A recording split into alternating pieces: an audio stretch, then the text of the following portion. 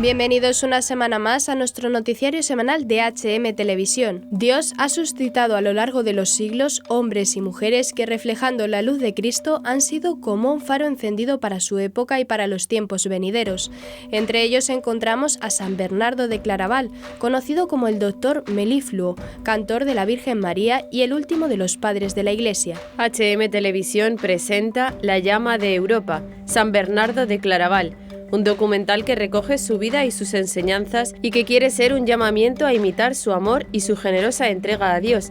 El documental La llama de Europa, San Bernardo de Claraval, es presentado por don Francisco Casas, párroco del monasterio de la Santa Espina en Valladolid, España, fundado por un hermano de San Bernardo, el beato Nibardo de Fontaines. Cuenta con la intervención de Monseñor Juan Antonio Reig Pla, obispo emérito de Alcalá de Henares, Padre Santiago Cantera Montenegro, prior de la Abadía de la Santa Cruz del Valle de los Caídos, doña Margarita Torres, doctora en Historia Medieval, don Guillaume Chevalier, sacerdote de la parroquia de Fontaine-les-Dijon, Padre Pierre-André Bourton, abad del monasterio de Citeaux, Padre Roberto de la Iglesia, abad del monasterio de San Pedro de Cardeña, barón Jacques de Mandac de Grancey, escritor e historiador, y don Gerard Buró, vicepresidente de la Asociación Renacimiento de Claraval. Este documental es un paso más en el compromiso de la Fundación Eucamamie y HM Televisión por presentar cada año un santo de la Edad Media con una misión trascendental para la historia de la humanidad. La hermana Teresa María Pérez, directora de HM Televisión, explica: tratamos de buscar personajes cuya misión no se quede aislada en su patria, en su época o en una faceta muy concreta, sino con una repercusión en la historia que la ha hecho pivotar. A través de su sí, por así decirlo, el cielo ha movido ficha en la historia, es decir, que hay un antes y un después. A la pregunta de por qué dedicar tanto esfuerzo a santos aparentemente tan lejanos, la hermana Teresa María responde: no se ama lo que se desconoce, no se agradece lo que se ignora, y no sabemos hasta qué punto somos deudores de una generación que se lo jugó todo por rendir homenaje a su único Señor. Vivir en esta época actual tan maltratada por los malos historiadores o por los atrevidos difamadores, con una intencionalidad clara de desarraigarnos de nuestras raíces cristianas tan esplendorosas y de una manera muy especial en la época medieval, nos ha empujado a luchar por recuperar ese ardor primitivo que mantuvo encendida la llama de la cristiandad.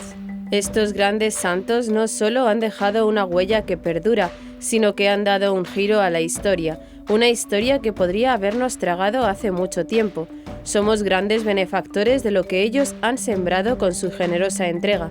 Desearíamos que su ejemplo nos ayudase a tomar conciencia de que Dios suscita hombres y mujeres en todos los tiempos capaces de salir al paso de las necesidades, cambiando el rumbo de los acontecimientos, y ello nos llenase de esperanza y nos empujase a sacar lo mejor. Desearíamos que despertase la chispa y el deseo de ser verdaderos caballeros de Jesucristo, que nos prendiese con la llama de una radical defensa de la verdad, que nos despertase de este adormecimiento y pasividad que nos empuja hacia abajo cuando hemos sido llamados por Dios a cosas tan grandes como no hubiéramos podido soñar. En definitiva, que fuese motor de esperanza en medio de la tormenta, comentó. Comenzaremos con las noticias de interés internacional. México: inauguran el Camino de Guadalupe en las faldas de un volcán. Estados Unidos: miles participan en procesión eucarística en Times Square. Italia: contratar vientres de alquiler fuera del país podría ser delito. Nicaragua: el gobierno recrudece su persecución a Iglesia Católica. Pasaremos después a las noticias nacionales. Córdoba recupera el auto sacramental para Corpus Christi. 10.000 visitan una exposición sobre San José en el Arzobispado de Toledo. Santo Toribio y su Lignum Crucis reciben ya 2.500 peregrinos y 40.000 visitantes. Y por último comentaremos algunas de las noticias más destacadas de la Santa Sede. El Observatorio Vaticano da comienzo a su escuela de verano. Las Vegas se convierte en archidiócesis. Catequesis sobre la pasión por la evangelización. En las faldas del volcán Pico de Orizaba, en el estado de Veracruz, México, se inauguró el Camino de Guadalupe, un lugar para la peregrinación y oración en medio de la naturaleza que también permite venerar a la Morenita del Tepeyac. El padre Evaristo Sada, sacerdote de los Legionarios de Cristo y fundador del Camino de Guadalupe, explicó que este recorrido consiste en una peregrinación que todos podemos hacer de la mano de María, subiendo al encuentro con Dios en la montaña, pasando por diversas plazas donde hay imágenes monumentales de la Virgen de Guadalupe, verdaderas obras de arte. El padre Sada indicó que las rutas están planeadas para que cuenten con 25 plazas marianas, pero por el momento hay 6 en un recorrido de 22 kilómetros. La meta es tener todo terminado para 2031, cuando se cumplirán 500 años de las apariciones de la Virgen de Guadalupe. Santa María se apareció milagrosamente en 4 oportunidades al indio San Juan Diego entre el 9 y el 12 de diciembre de 1531. Se le apareció también una vez al tío de Juan Diego, Juan Bernardino, al que curó de sus enfermedades y le reveló su nombre, Santa María de Guadalupe. El sacerdote recalcó que el recorrido que han construido al pie del volcán es un camino de fe y desarrollo comunitario, pues como parte del proyecto se han creado invernaderos, viveros, gallineros, talleres, depósitos de agua potable, bancos de alimento y ropa, escuelas de artes, oficios y se dan algunas becas de estudios superiores. Este recorrido resaltó ayudará a que los peregrinos disfruten de la unión con Dios en la contemplación de la naturaleza y también para atraer a deportistas y senderistas que quieran caminar de la mano de María.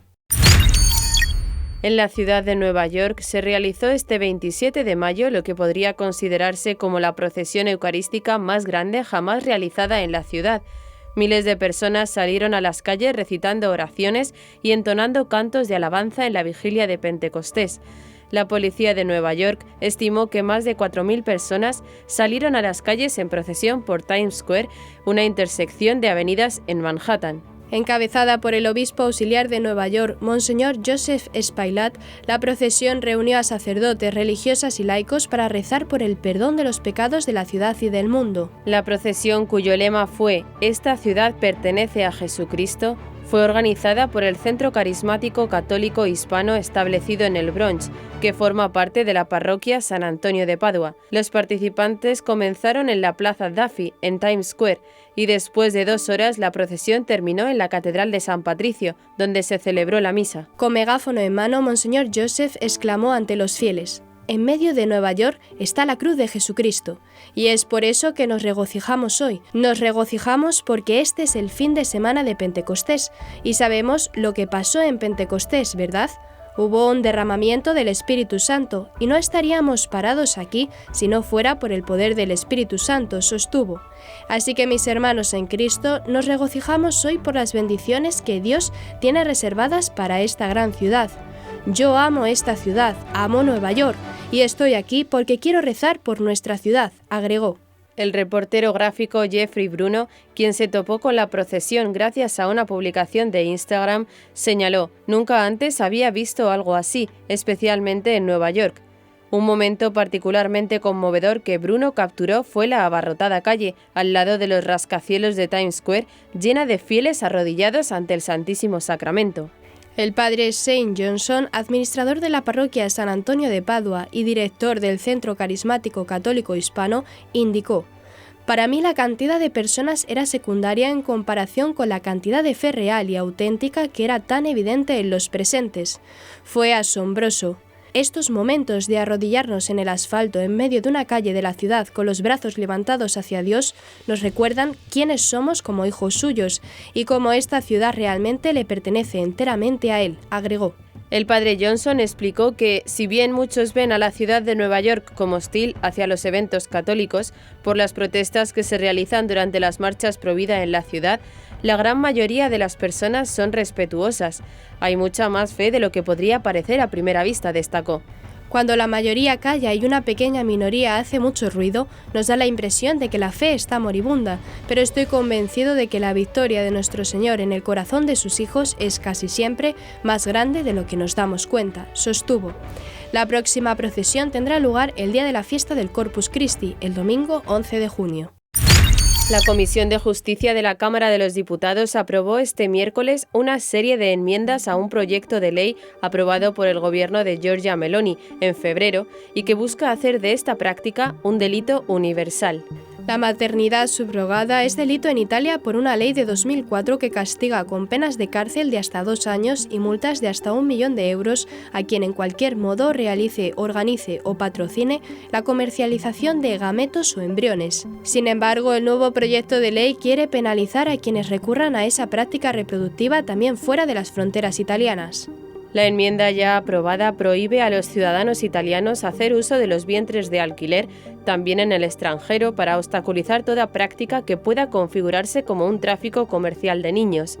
Este es el primer sí parlamentario al proyecto de ley de Meloni, que se espera que llegue al Pleno de la Cámara de los Diputados el próximo 19 de junio para después pasar al Senado para su aprobación definitiva, que se da por descontada por la mayoría de la derecha. Los partidos en la oposición, como el Socialdemócrata, Partido Demócrata, PD o el populista Movimiento 5 Estrellas, han votado en contra alegando que el proyecto es contrario a la Constitución y no tiene en cuenta a los niños, entre otras justificaciones.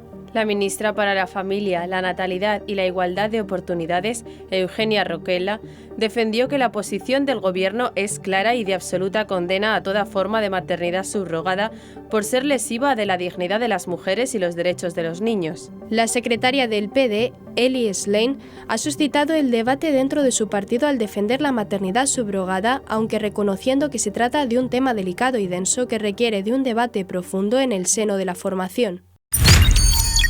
Lo último de la dictadura de Nicaragua, liderada por Daniel Ortega y su mujer y vicepresidenta Rosario Murillo, el sábado 27 de mayo la Policía Nacional acusó a la Iglesia Católica de lavado de dinero y congeló las cuentas bancarias de al menos 3 de las 9 diócesis de la Iglesia Católica nicaragüense, según denunciaron fuentes eclesiásticas. Estas 3 diócesis son las de Managua, que preside el cardenal Leopoldo Brenes, y las de Matagalpa y Estelí, a cargo del obispo encarcelado Rolando Álvarez, quien en febrero pasado fue condenado a más de 26 años de prisión por delitos considerados traición a la patria. La dictadura de Daniel Ortega y Rosario Murillo está confiscando colegios e instituciones religiosas.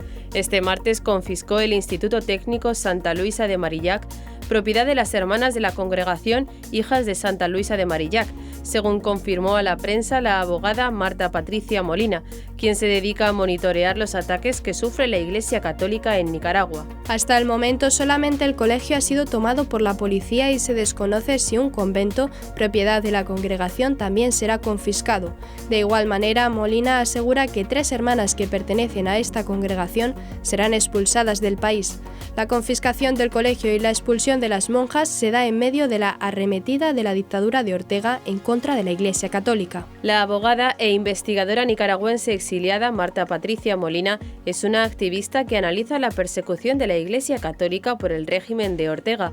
En su opinión, la intención de Daniel Ortega es aniquilar por completo a la Iglesia Católica. Recientemente ha publicado el estudio titulado Nicaragua, ¿una iglesia perseguida?, en el que detalla los 529 ataques entre abril de 2018, cuando estallaron unas manifestaciones antigubernamentales en el país, y marzo de 2023. Estos ataques incluyen la confiscación por parte del Estado de al menos 7 edificios propiedad de la Iglesia Católica, así como cierre y confiscación de bienes de medios de comunicación católicos.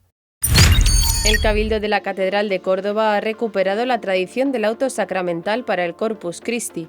EFETA, un auto sacramental para el hombre de hoy, es la nueva apuesta cultural del Cabildo, que promueve la iniciativa de la diócesis andaluza de adaptar la eficacia doctrinal del auto sacramental de Calderón de la Barca.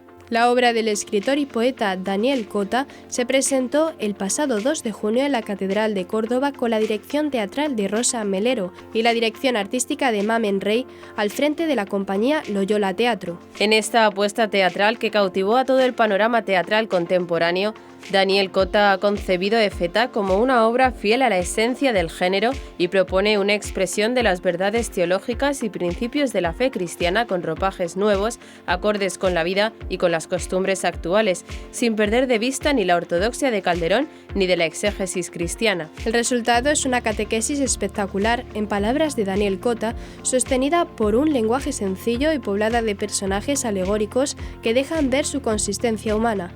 La música acentúa su dramatismo e ilumina la posibilidad de salvación de toda persona. El obispo de Córdoba, Monseñor Demetrio Fernández, ha destacado el valor de la obra en tanto que está escrita por un cristiano capaz de transmitir la admiración y el asombro por la presencia de Jesús en la Eucaristía. Por eso la obra tiene la expresión de una persona creyente que nos transmite su asombro a través de palabras bellas. Con una composición teatral de corte dramático, conmovedor y espectacular, está escrito en verso que pone en acción muchas peripecias siempre con sentido alegórico. La obra conjuga a personajes que conectan con nuestro tiempo y la sensibilidad actual, un chef de alta cocina, un científico descreído o unas jugadoras adictas al videojuego. Una nómina de 17 personas, muchos de ellos jóvenes del grupo de teatro Loyola, dan vida a este auto sacramental de carácter insólito según el autor. Han pasado 2 siglos y medio desde que se compusiera el último auto sacramental en España, a excepción de ¿Quién te ha visto y quién te ve?, de Miguel Hernández, en 1933, y El casamiento engañoso, de Gonzalo Torrente Ballester, en 1939, de modo que este sería el primer auto escrito en 83 años y el tercero en 257. Su estreno absoluto tuvo lugar en Córdoba. Es una obra clásica y moderna que para el director del Secretariado de Patrimonio Cultural, Jesús Daniel Alonso, la convierte en una pieza espectacular. La exposición San José Esposo Padre Santo, inaugurada el pasado 19 de marzo, cuenta con obras de Rubens o El Greco y ha cautivado a cerca de 10.000 visitantes, según informa la Archidiócesis de Toledo. La sede episcopal primada de España considera en una nota que la muestra, conformada por cerca de 50 obras del patrimonio histórico religioso en diálogo con otras contemporáneas, se ha convertido en el gran acontecimiento cultural de la primavera toledana. La sala de exposiciones del Arzobispado de Toledo se ha transformado en los últimos meses en un lugar de peregrinación al que han acudido parroquias, grupos diocesanos de Toledo y de las diócesis cercanas como Madrid, Getafe, Alcalá de Henares o Sigüenza. Los visitantes pueden aprovechar mejor las obras expuestas gracias a la labor de un grupo de voluntarios formados por la Delegación Diocesana de Fe y Cultura, que ofrecen una explicación artística y catequética. Entre las obras más destacadas se encuentran los Desposorios de Rubens, el relieve de la Sagrada Familia de Berruguete, procedente del Seminario Mayor, la escultura de San José con el Niño de los Cinceles de Salcillo y el San José del Greco. La exposición también cuenta con una selección de objetos que evocan los pasajes de la vida de San José y la infancia del Niño Jesús, como el pesebre, la cuna o un banco de carpintero. Para poder atender la gran afluencia de público, los responsables de la exposición se han visto obligados a ampliar el horario de visitas a todos los días de la semana. Para sufragar los gastos derivados, se cobra una entrada simbólica de 2 euros, aunque comenzó siendo gratuita. Se puede obtener más información o realizar reservas para grupos a través del correo electrónico feycultura@architoledo.org. Cuando la fiesta de Santo Toribio, 16 de abril, cae en domingo, la Iglesia concede un jubileo con indulgencia plenaria, causa de peregrinaciones al monasterio de Santo Toribio de Liébana, en Cantabria, España. Lo que atrae a los peregrinos y la devoción son sus reliquias, fragmentos de la cruz de Cristo, los más grandes que se reivindican. En apenas 6 semanas de año jubilar ya han acudido a la oficina del peregrino de Santo Toribio de la Fundación Camino Lebaniego 2.500 peregrinos que han sellado sus credenciales oficiales de peregrino y han obtenido la lebaniega, que acredita que se realiza el camino con motivación de fe. Además, más de 40.000 personas han pasado por el monasterio en lo que va de Año Santo Lebaniego, que acaba de empezar. Entre los viajeros llegan de numerosos países, el más representado es Portugal, pero también hay viajeros llegados desde Sudáfrica, Polonia, Suecia, Irlanda, Estados Unidos, Corea del Sur, Holanda, Italia, Rusia, Francia, Bélgica, Puerto Rico, Croacia, República Checa o Estonia. La Fundación Camino Lebaniego señala que, según declaran los viajeros y peregrinos en los cuestionarios en la oficina, su satisfacción roza el 100%. Con motivo del Año Santo, las autoridades cántabras y municipales han mejorado la red de albergues del Camino Lebaniego, la nueva oficina del peregrino, y han impulsado la señalización y cartelería, además de la información en webs y folletos. Liébana es el lugar donde muchos veneran la reliquia del Lignum Crucis y los restos de Santo Toribio de Liébana, y también buscan conocer más sobre el Beato de Liébana, un códice medieval de gran fama y calidad artística que influyó a muchos otros en Europa. El Lignum Crucis, fragmento del madero de la cruz, llegó al remoto monasterio de Liébana en sus lejanas montañas al mismo tiempo que los restos de Santo Toribio, alrededor del siglo VIII, huyendo de la invasión musulmana. Toribio había sido el primer obispo de Astorga y él habría llevado la reliquia de Roma a Astorga en el siglo VI, donde se guardó hasta la invasión islámica. Habría sido un joven de familia rica de Astorga que peregrinó a Tierra Santa y colaboró allí algunos años con el patriarca de Jerusalén. Correspondería al brazo izquierdo de la Santa Cruz que la reina Helena, madre del emperador Constantino en el siglo IV, dejó en Jerusalén cuando descubrió las cruces de Cristo y los ladrones.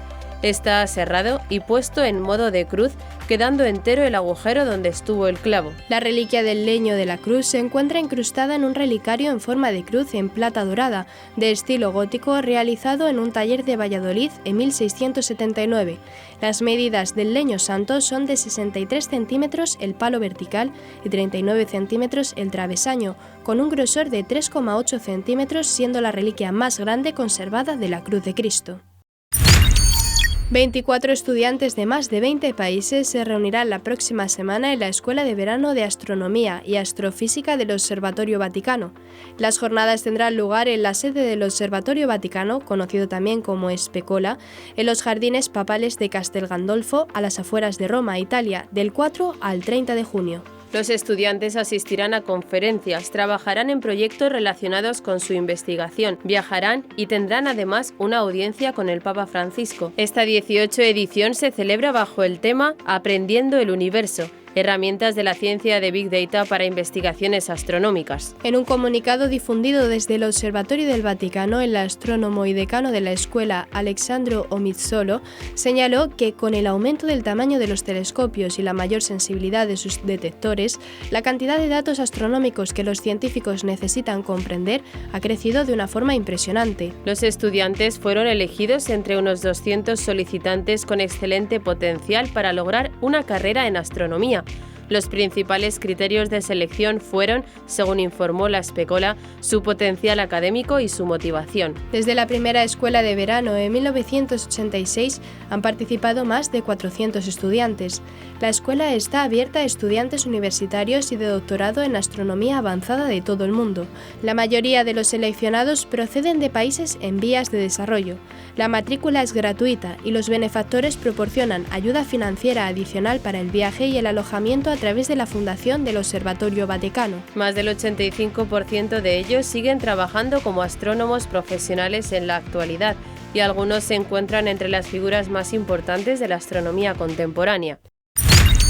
La oficina de prensa del Vaticano informó este martes 30 de mayo que el Papa Francisco ha erigido la nueva provincia eclesiástica de Las Vegas, Estados Unidos, elevando la antigua diócesis del mismo nombre a Iglesia Metropolitana y asignándole como sufragáneas a las circunscripciones eclesiásticas de Reno y Salt Lake City. Con esta decisión del Santo Padre, Las Vegas, conocida por sus casinos y el negocio de las apuestas, se convierte en archidiócesis y su primer arzobispo es Monseñor George Leo Thomas, quien ya venía sirviendo como obispo de Las Vegas desde febrero de 2018. La archidiócesis de Las Vegas, en el estado de Nevada, tiene una población total de 2.322.280 habitantes, de los cuales aproximadamente 620.000 son católicos, de acuerdo a la Conferencia de Obispos Católicos de Estados Unidos, USCCB. Una provincia eclesiástica es un territorio formado por una archidiócesis, la sede metropolitana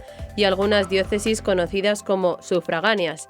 El arzobispo metropolitano preside la provincia eclesiástica de la cual, en cierto modo, dependen las diócesis sufragáneas. Entre las finalidades del arzobispo metropolitano están la integración, coordinación pastoral y servicio mutuo.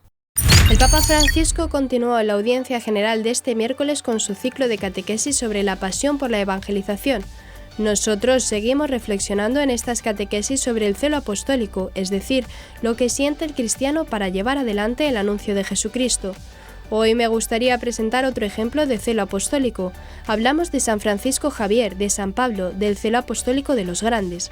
Hoy hablaremos de un italiano, pero que fue a China. Matteo Ricci comenzó el Santo Padre. Matteo Ricci, misionero en China, pudo superar dificultades y peligros, desconfianzas y oposiciones, y llevar el mensaje de Cristo en estas tierras como nadie lo había hecho antes en Extremo Oriente. El Papa explicó que puedo decir el credo de memoria y puedo expresar todas las cosas que creemos, pero si mi vida no es coherente con eso, no sirve de nada. Lo que une a la gente es el testimonio de coherencia. Los cristianos vivimos lo que decimos. No debemos simular vivir como cristianos y luego vivir como mundanos. Tengan cuidado con eso. Observen a estos misioneros. Este es un italiano. Observen a estos grandes misioneros y vean que la mayor fuerza es la coherencia. Son coherentes. Y concluyó diciendo que el venerable Matteo Ricci llevó el cristianismo a China. Es grande porque es un gran científico. Es grande porque es valiente. Es grande porque ha escrito tantos libros. Pero sobre todo es grande porque ha sido coherente con su vocación y su deseo de seguir a Jesucristo. E invitó a todos a preguntarse si soy coherente con mi vida cristiana. Y hasta aquí nuestro informativo semanal. Esperamos que haya sido de su agrado.